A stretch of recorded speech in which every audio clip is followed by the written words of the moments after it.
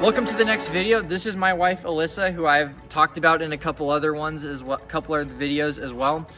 In this video, we're going to share our experience traveling to Europe.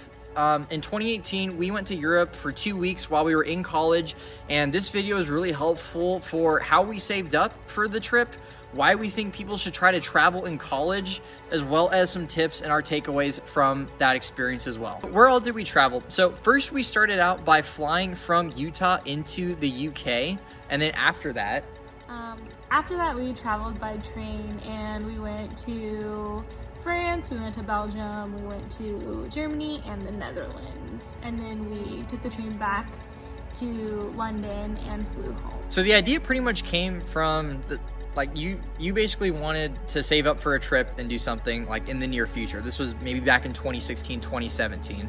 And so we pretty much decided to save like a couple dollars here and there, maybe like a couple hundred a month, and just put away whatever money we could from our paychecks when we were working at the time. I think I spent on the trip about $1,500, but obviously like how much you save and how much you want to spend is kind of up to you. We kind of skimped it on some things like hotels, like we stayed in hostels, just because we really wanted to experience everything that we could, but also at like a decent price. And that's another thing with like saving. So the first couple months that we decided, we didn't really know where we wanted to actually go. We originally wanted to plan on going to Thailand. That was our original idea.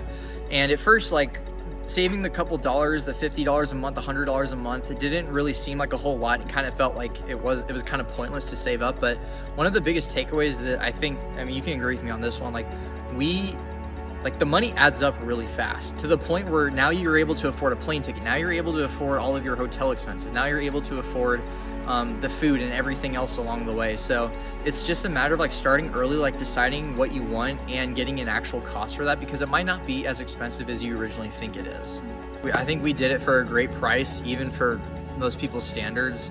So we wouldn't really change anything about it. It was a great first trip out of the country for us together. And I would recommend getting Hopper because Hopper's good for flight deals. They tell you when it goes up and down. So we actually watched the price of the tickets for a little bit, and then when it hit a low point, we bought it for, I think our plane ticket was $600 from Utah to London. Yeah, which was really good. Like we saw it go from like around $1,000-ish to like almost half its price. Yeah, and it all comes down, it's like just figure out what you want and be really clear about it, and then when you see these opportunities for plane ticket prices to go down, you'll jump on it, you'll know exactly what you're doing. So how exactly did we plan our trip? We used a Google Doc, plain and simple, and we planned out each day based on some of the cool things that we saw online of like the must-do experiences in each country.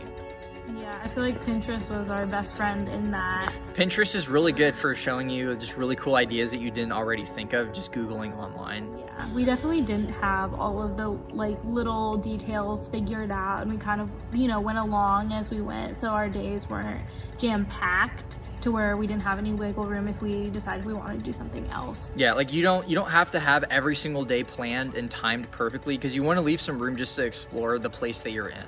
So the first thing that we did when kind of planning it out and making kind of like a little timeline is, I think first we bought obviously our plane ticket, and then we bought train tickets, and then to figure out exactly like how long we're staying in each place, how much it's going to cost, the train stations that'll get us there.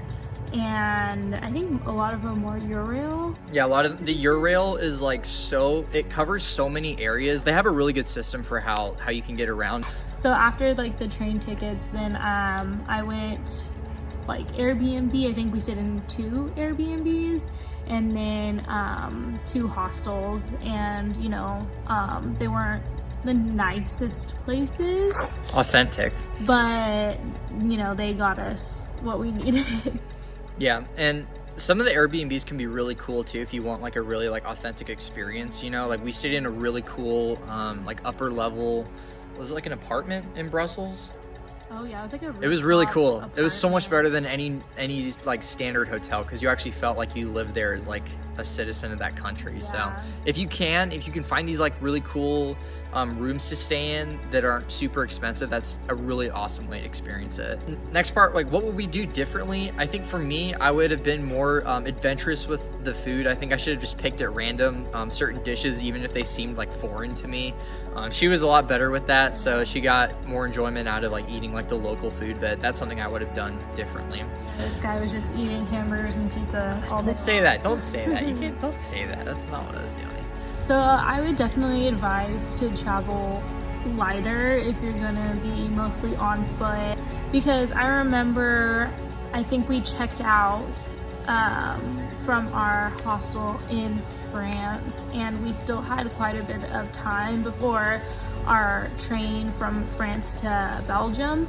So we were, you know, carrying around all of our stuff, and we didn't have a ton of stuff. I think I brought 2 or 3 pairs of pants and like a couple of shirts, and we were, you know, bringing all of our stuff along with us from place to place, and it just starts pouring down rain. So we were like stuck outside. Just be aware that, you know, you will be having your stuff through whatever weather permits. The only thing to be conscious of if you're not staying in like hotels, there was one Airbnb who we made sure kind of had laundry, but then again they don't have dryers, so we just like laid it off on the rooftop and like hoped everything was good to go.